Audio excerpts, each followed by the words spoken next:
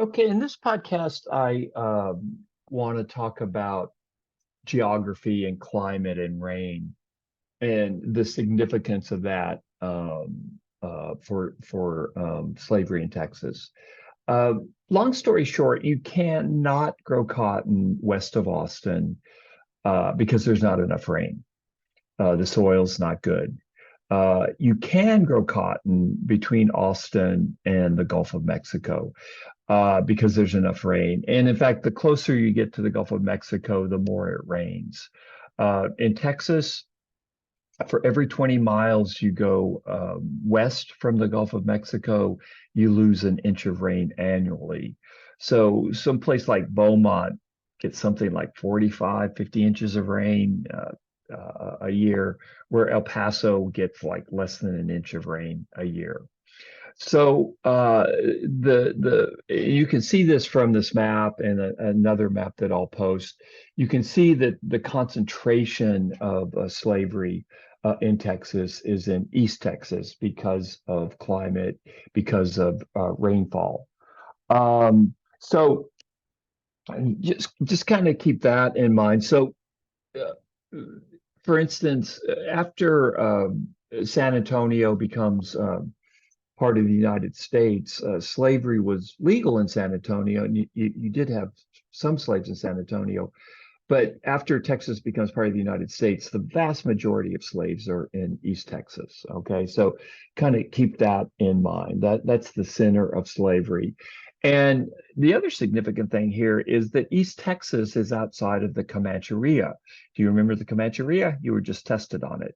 You know, the Comancheria just kind of stretches to basically the hill country, south of the hill country, North Texas areas as well.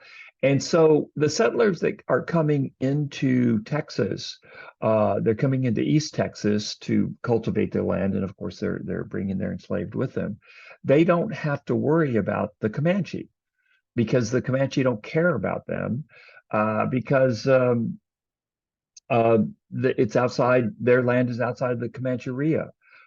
So they were just lucky because the Comanche at this point are still very, very powerful. But it was a headache that they didn't have to worry about because, again, East Texas is outside of the Comancheria.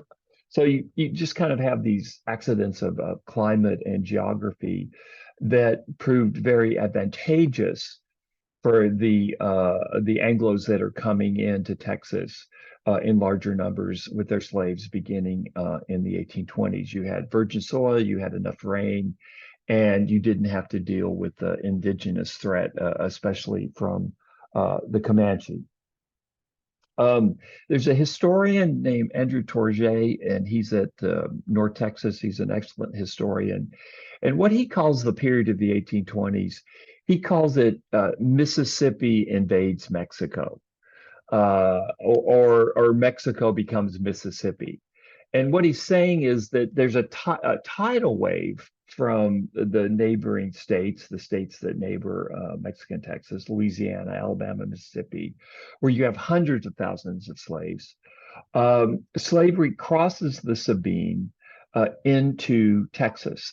And I really like that concept, this idea when he's talking about Mississippi, he's talking about the entire Gulf South, right? He's talking about Alabama, Louisiana, and Mississippi just kind of is the stand-in and it's also kind of a alliterative, Mississippi invades Mexico. So it doesn't invade all of Mexico, but it invades Mexican Texas. So what you have is basically U.S. slavery, which is really taking off in Louisiana, Alabama, Mississippi, also Arkansas. It's coming into Texas.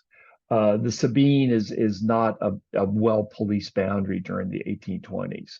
So the U.S. Texas, even in the 1820s, is becoming part of the U.S. cotton economy, although it's not part of the U.S. until 1845. Okay, let's kind of the big picture, and let's let me just say one thing. Again, we know a lot about it because of the business aspect of slavery, and you've got two national histories occurring simultaneously. in the 1820s. Okay, the first one is Mexico. And you might have figured out by now, I don't think you can understand Texas history without understanding Mexican history. And I think that's true today. It certainly was true during this period.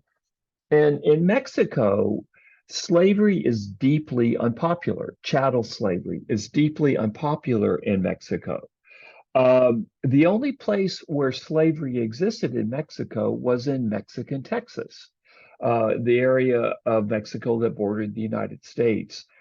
The rest of Mexico and the vast majority of Mexicans opposed slavery. They were horrified by chattel slavery. Now, you had another system of free labor in Mexico, debt peonage, which I'm not going to go into now. So it's not like everything is wine and roses.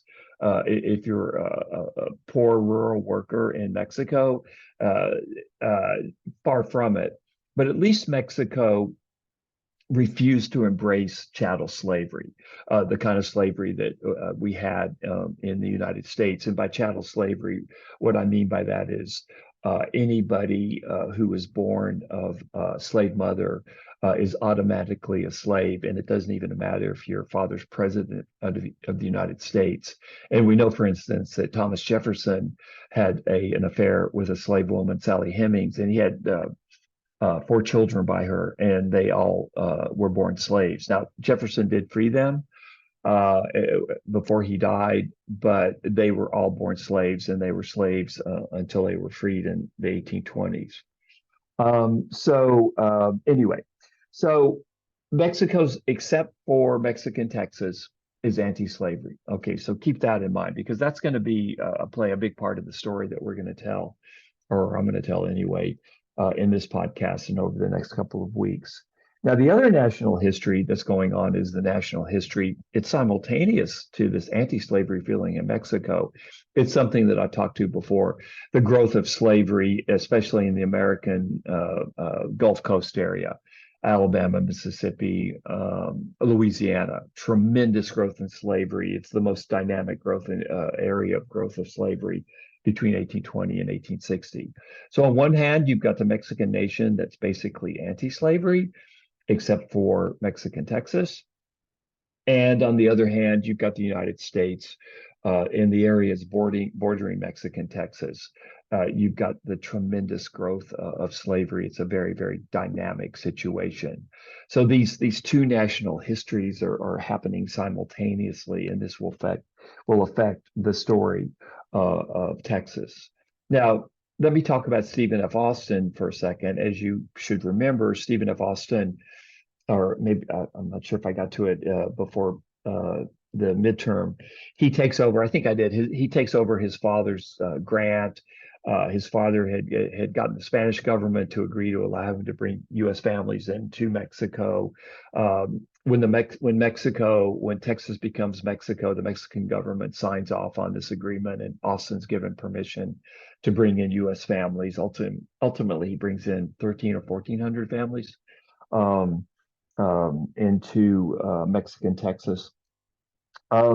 Stephen F. Austin did not come into Texas to steal Texas from Mexico for the United States. He wasn't a secret agent sent by the United States to steal Mexico. And in Mexico, that's kind of the story that's told to this very day.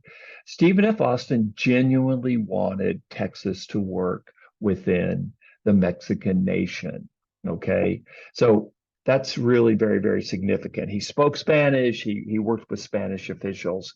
He genuinely wanted Texas to work within Mexico, within the Mexican nation. But, and this is super important, and write this down because you will definitely be tested on it.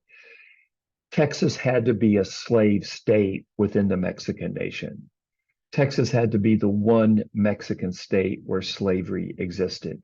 That was the deal breaker for Stephen F. Austin, and it was the deal breaker for other Anglos in Texas. Many of them, more or less, were willing to work within Mexico to allow Texas to stay in Mexico only if Mexican Texas was a slave state where slavery was allowed to grow and to flourish. So again, Austin wants Texas to work within Mexico only if it can be the only state in Mexico where slavery exists. So again, Stephen F. Austin was not a secret agent sent by the U.S. to steal Texas from Mexico. Okay, the fights become what happens in Texas is it gets caught up in the fights about Mexico, whether or not slavery would exist in Texas. And as I'm going to talk about in later on today, this fight especially focused on Saltillo. If I can remind you, Texas is part of the larger state of Coahuila, Tejas. The capital is Saltillo. And because of and this is where the decisions about slavery are made in Saltillo.